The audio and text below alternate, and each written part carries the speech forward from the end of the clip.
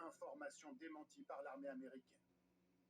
La tension monte encore d'un cran. 7e nuit consécutive de bombardements américains contre l'Iran, plus intense encore, des frappes notamment contre des infrastructures militaires et des dépôts d'armes souterrains d'après l'armée américaine.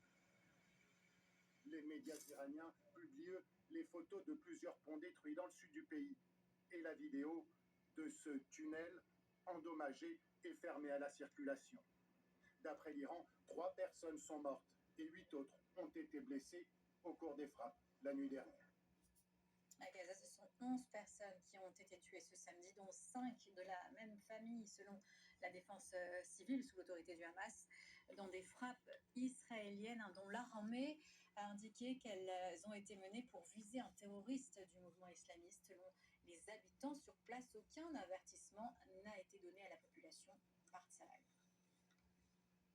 Et puis la nuit dernière a également été meurtrière en Russie avec cette salve de drones ukrainiens qui sont allés loin en profondeur dans le territoire russe, touchant 2 infrastructures civiles de centres de dépôt d'une entreprise de e-commerce. Il y a 8 morts selon le gouverneur russe de cette région. Loïc Chalavon.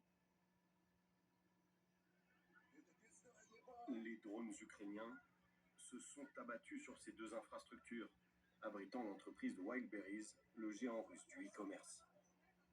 À Kotovsk, un dernier bilan fait état de plusieurs morts et des dizaines de blessés, essentiellement des employés. D'autres offensives ukrainiennes ont eu lieu dans les régions de Moscou